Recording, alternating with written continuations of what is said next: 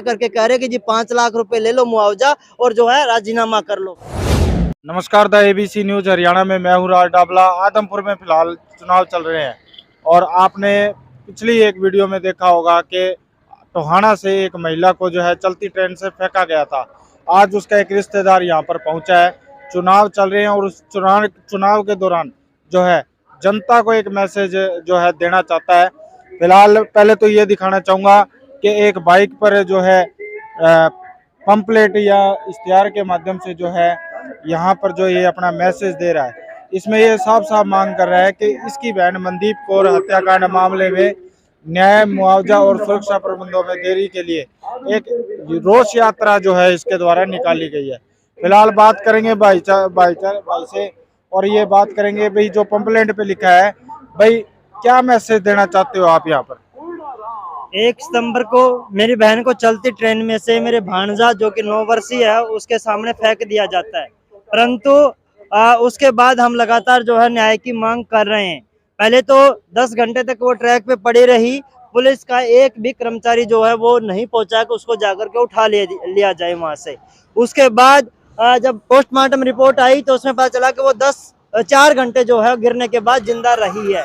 तो अगर समय रहते उसको संभाला जाता तो निश्चित तौर पे जो है वो बच सकते थे, परंतु आज उसके बाद हम देख रहे हैं कि चाहे वो स्थानीय विधायक और मिनिस्टर देवेंद्र बबली हों जो बिल्कुल टोटली तरीके से असंवेदनशील हैं, वो किसी तरीके की इस पे बात नहीं कर रहे हैं। उसके अलावा सुनीता दुग्गल जो कि स्थानीय सांसद हैं, जब उनसे बात की गई 16 दिन के बाद, अगर आपके इलाके में किसी महिला के साथ ऐसा हो गया है तो उसका बयान आया अगर भाई क्या नाम है मेरे को तो जानकारी नहीं ऐसा कुछ हो गया है।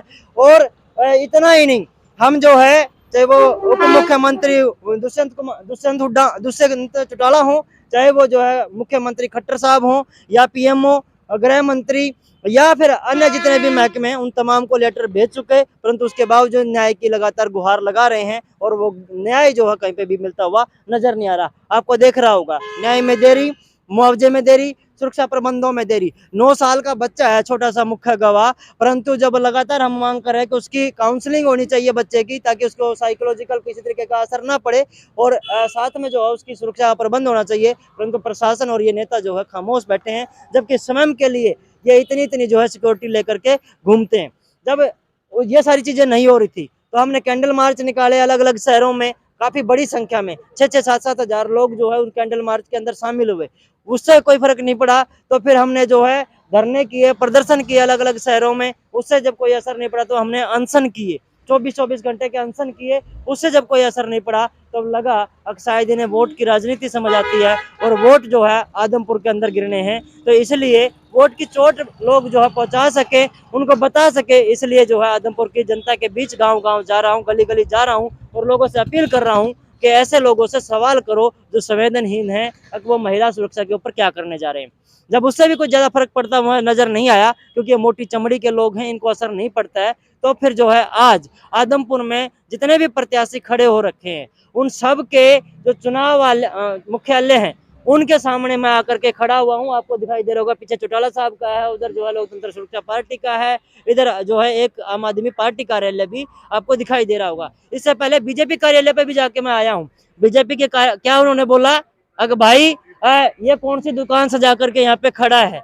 साथ में एक व्यक्ति आकर के मुझे कहता है अगर भाई अब तो बतेरा पैसा पूरा हो गया होगा, अब तो यहाँ से चला जा।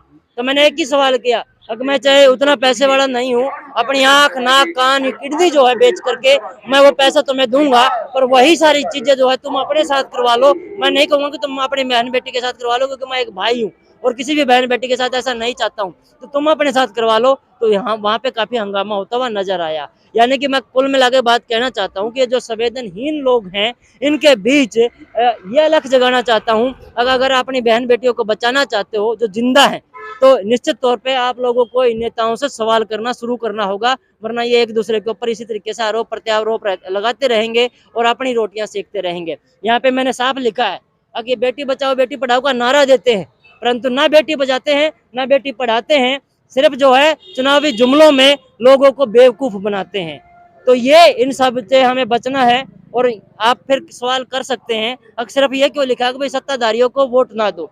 सत्ताधारियों को इसलिए क्योंकि जो कुर्सी पे बैठा होता है वही जिम्मेवार होता है, उसी से सवाल जो है किया जाता है। परंतु अन्य को भी मैं छोड़ नहीं रहा हूँ, ये कह रहा हूँ कि जिनको वोट दो, जिस किसी को भी वोट दो, उससे सवाल जरूर करो कि वो आपकी बहन बेटियों के लिए क्या करने वाला है।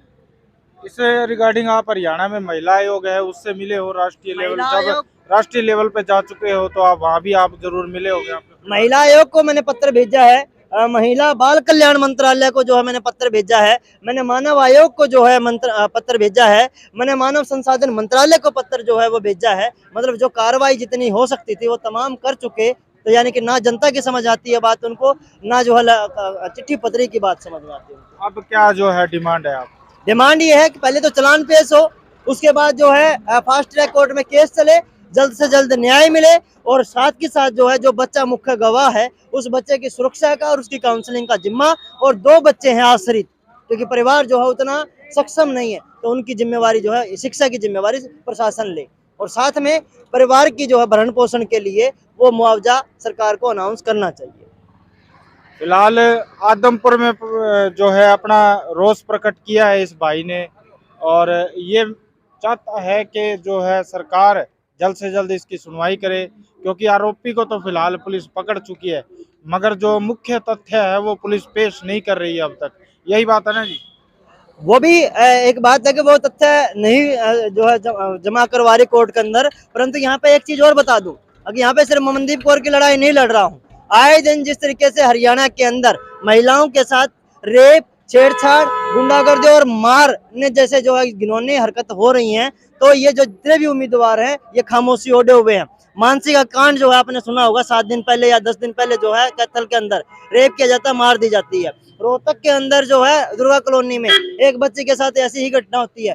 कल जो है एक खेड़ी साध के अंदर 5 साल की बच्ची को 45 साल के व्यक्ति ने रेप किया, और उसके बाद जो है वो बेचारी अस्पताल में भर्ती है, और पंचायती जो है पंचायतें करके कह रहे कि जी 5 लाख रुपए ले लो मुआवजा और जो है राजीनामा कर लो। उन पंचायतियों से भी मैं सवाल करना चाहता हूँ, अगर उनकी बहन बेटियों के तो साथ नहीं, परंतु वो अपने साथ रेप करवा ले, और वो जो पैसा जितना भी है वो मेरे से आकर लेकर चले जाएं। इन बेशर्मों को, इन निकम्मों को, इन गधों को, इन कुत्तों को जो है इतनी भी शर्म जो है नहीं आ रही। अगर किसी बच्चे के साथ इस तरीके की दरिंदगी हो रही है और वो इस तरीके की बातें कर रहे हैं। तो दोस्तों आदमपुर से मैं तस्वीरें दिखा रहा था आपको, एक बार फिर से जो है मैं दिखाना चाहूँगा कि आखिर मामला क्या है। ये देखिए, मनदीप कौर नामक एक महिला थी जो ट्रेन में अपने बच्चे के साथ सवार होकर जो अपने घर जा रही थी, और ट्रेन में जो है उसके छोटे से मासूम बच्चे के सामने जो है उसे चलती ट्रेन से एक युवक द्वारा फेंक दिया गया था, जिसके बाद पुलिस ने सीसीटीवी खंगाली थी। उस बच्चे की बात को मानते हुए जो है धीरे धीरे पुलिस जो है उस युवक तक पहुंची थी।